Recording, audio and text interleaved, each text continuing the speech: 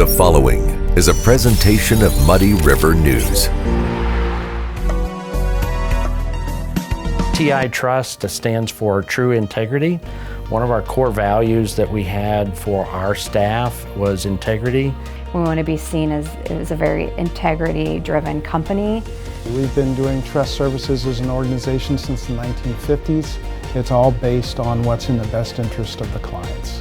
At the end of the day, it's about serving that client and getting to a result that they need. Welcome to the Muddy River News Business Spotlight. I'm Bob Goff. My guest today is Mark Field, president of Liberty Bank. Of course, our Business Spotlight is brought to you by TI Trust. Thanks for stopping in. Hey, Bob. Thanks for having me. Well, Good to be here. Good to have you here. Is it an exciting time in banking? Is that one way to put it? You live in interesting times is the old Chinese proverb. So, it's interesting to say the least. One of the things that we were talking about earlier was you were recently on a national banking podcast talking about instant transfers. What was it? Instant payments. Instant payments. Yeah, the U.S. Faster Payments Council had me on a couple of weeks ago, and on their podcast talking about the Fed Now is the new service coming out probably June of this year from the Federal Reserve. There's been a system in place run by the big banks for the past few years, and the little banks looked at that and said, well, I think we'll wait for the Fed.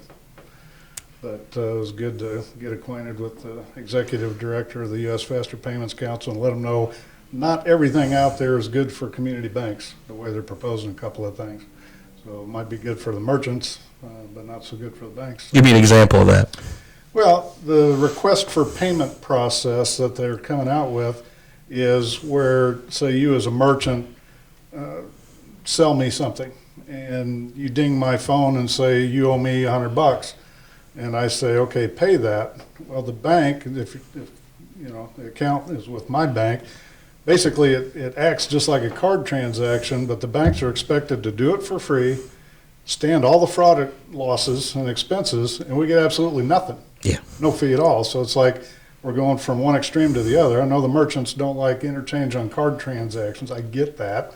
I'm not, totally devoid of knowledge, even though my wife might declare otherwise. But, again, we got to meet in the middle somewhere and come up with something that's fair for everybody. Yeah, I mean, I think that does only make sense in that process. So, because and I recognize that too. That when you buy something, just in case you buy something and to Amazon, it gets through and it doesn't necessarily show up right then. Sometimes it shows up the next day, but a lot of times it does show up. It kind of depends on the merchant, I guess. In my opinion, is how fast it seems to work. In the batch processes that are used now with cards, it can be anywhere from next day to a few days. With instant payments, and particularly the Fed Now, it all happens within seconds, and it actually, the money is taken out of our local bank and sent to, whoever you're paying. It actually switches banks within seconds, not just a blip on your account ledger. So it's pretty cool. It has probably the best use cases I've heard so far are for payroll, particularly in the gig economy, where work today, get paid today.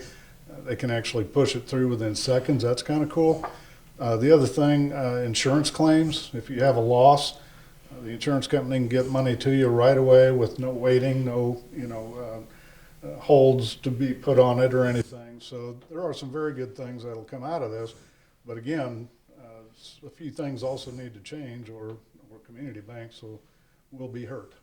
I think in the business that we do in dealing with community banks, it's just really great to be able to walk into your office or my Kincher for somebody and just say, hey, I got a problem, can you help me out?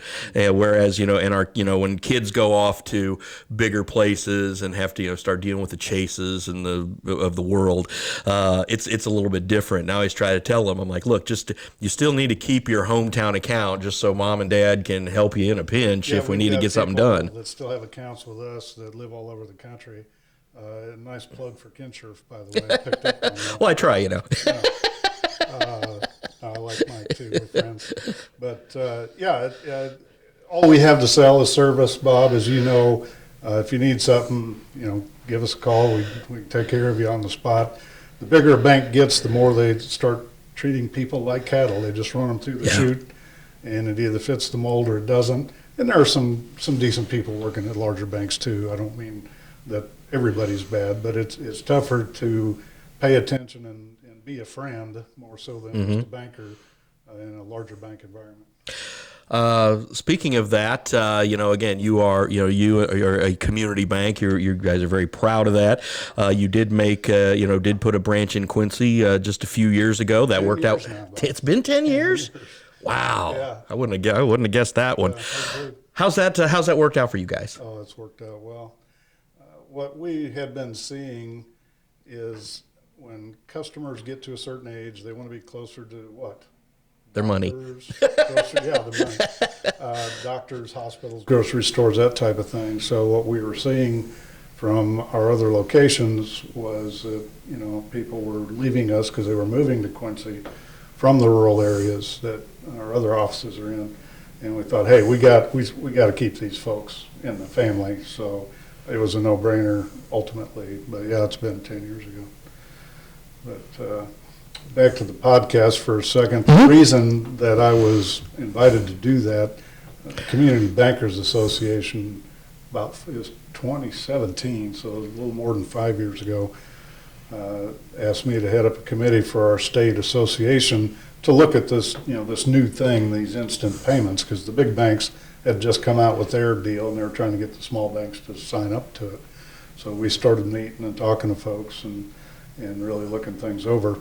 And again, started talking to the folks at the Federal Reserve. The Fed didn't have any direct statutory authority just to say, okay, we're going to start a new service. There had to be a demonstrated need, to meet certain tests before they could, throw their hat in the proverbial ring there. But so it's through the committee work that, has kind of culminated in us putting together a recommendation for the community banks. And that's what led me to have that opportunity to share with Reed Lieutenant and the U.S. Faster Payments Council. Our bank is a founding member of the U.S. Faster Payments Council. When we started attending meetings before the council was formed, just of interested parties to work on that topic, we got acquainted with several of the folks and helped. I wrote a check, that's how I helped. But we are a founding member of that, as is the Community Bankers Association and a few of our other member banks. So we've been having our finger on the pulse of that thing for a few years now. I also want to thank you. Liberty Bank is, of course, one of our fine sponsors as well. And one of the things I've noticed in our banner ads, there's a QR code and something called Quillo. What is that? Quillo is pretty cool. It is an online platform for personal loans. So if you have, say you're going to go make a major purchase of some kind, furniture, appliances, whatever, you can log in, and it takes about 3 minutes maybe on your smartphone to get qualified for how much you can borrow and process a loan. And depending on the dollar amount, it might even be pushed through your debit card and be in your own account within seconds. So it totally takes the time away from having to apply through conventional means or whatever. And again, a lot of our customers just call and say, hey, Mark, I wrote a check, will you cover it? And we still do a lot of things. Yeah, sure. But this product particularly should appeal to folks that are not even our customer. Otherwise, we'd like for them to be, but they don't have to be in order to sign on and get a loan through Quillo. It's a pretty cool deal. Our area that we chose is 50-mile radius of Quincy. I look at that, and when I first started seeing QR codes, I think they were like Rorschachs or ink blots or something. Like, what is that? And then until yourself and a couple of other clients started using it, I got to figure this thing out. It's so easy.